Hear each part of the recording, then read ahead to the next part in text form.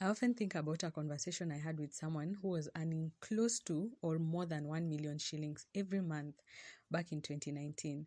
At the time, I was barely making around 13 to 15,000 every month. I don't know how we went from talking about work to personal finance, but imagine my surprise when I realized that she too had stress and anxiety about money. The truth is that even before this current economic crisis, most people have been living from paycheck to paycheck, regardless of the size of the paycheck.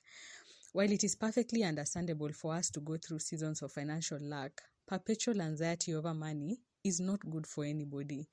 This video is the first of a series where we will discuss 6 biblical principles that I myself am learning and have learned over the years, and I am still implementing slowly by slowly to have a more financially stress-free life, no matter how much money it is that you're earning at the moment.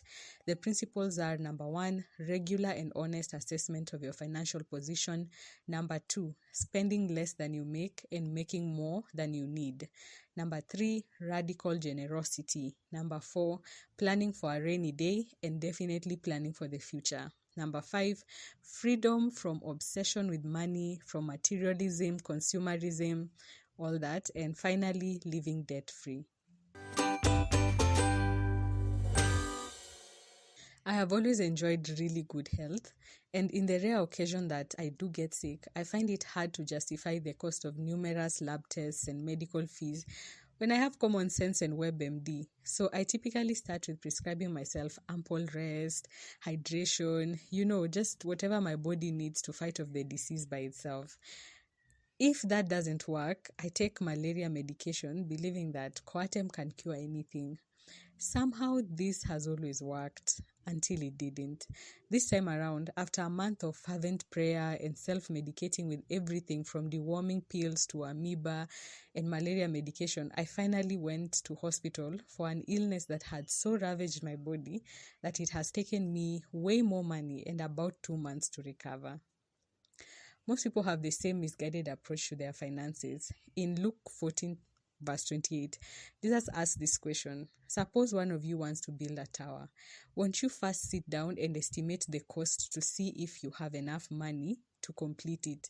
There is an assumption that the listener understands how illogical it is to embark on any project without a proper financial assessment.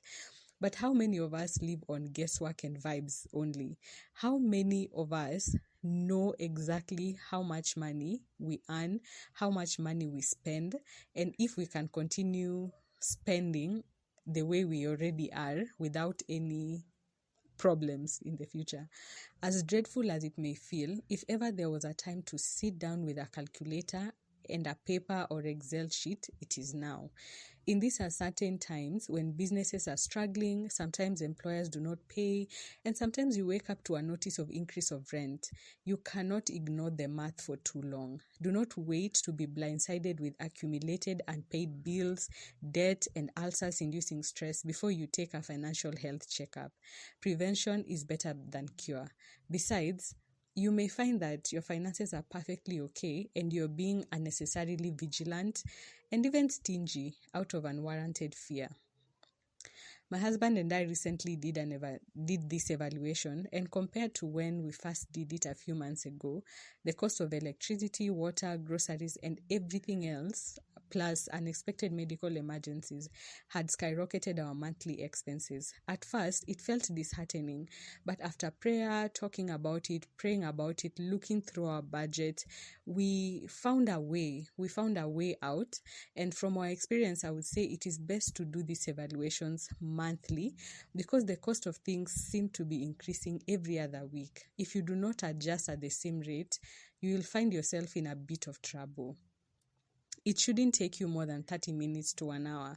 You can download a free financial evaluation form and free spending trackers from literally anywhere on the internet, and I'll link some on the description box below to help make the process faster. This is not an activity for you to feel ashamed about your spending or to throw yourself a pity party.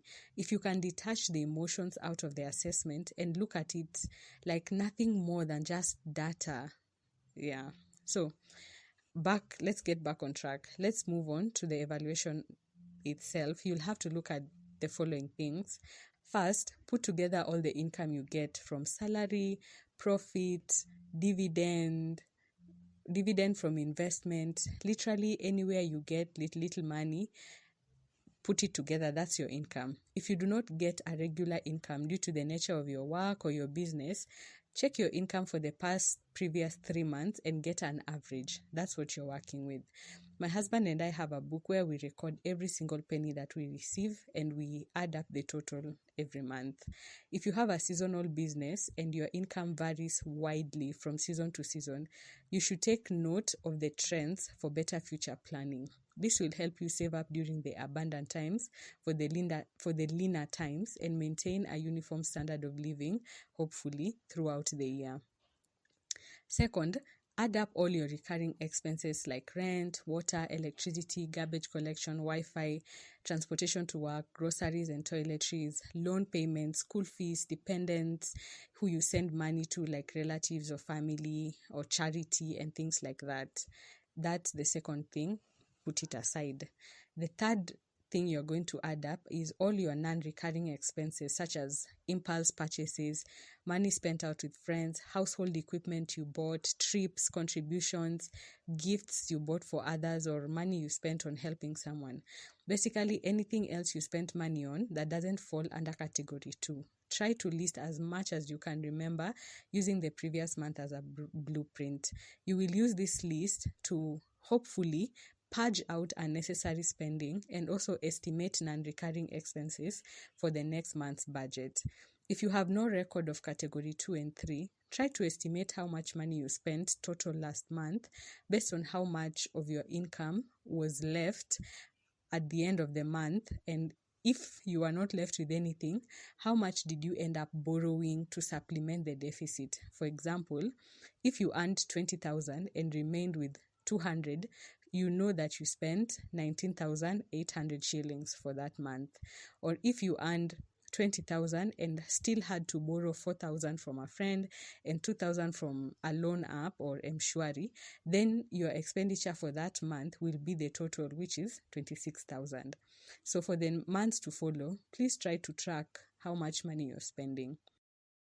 Fourth, if you have any debt, make a list of all your debts. Itemize the debt from the smallest to the largest, each with their minimum required monthly payment.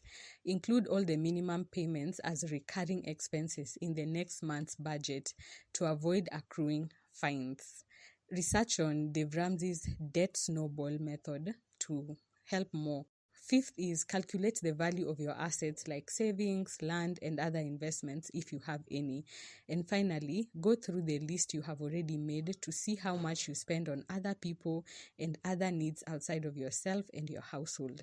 If you have these 6 figures lined out, this is what you need to be able to come up with a budget for the next month, to be able to know what your largest expenses are that you need to cut out. If you are spending too little on something important, if you have anything left for savings, or if your debt is accruing fines and you are not paying. So we will use this list to come up with a budget for the next month and to come up with a good financial plans. One of the best and most ignored financial advice is to track your spending for at least 1 month to get to know where exactly your money vanishes to. Do some research online on how to easily track your spending without having to obsess over numbers. Don't forget to download the free financial assessment forms that I will link in the description of this video, and the financial tracker as well.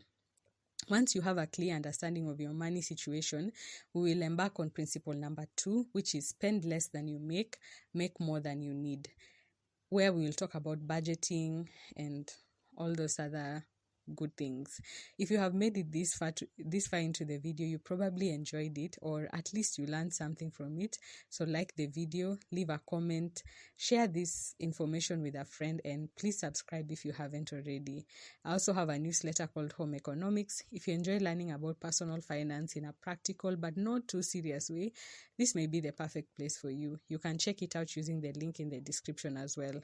With that, have a lovely week and live responsibly.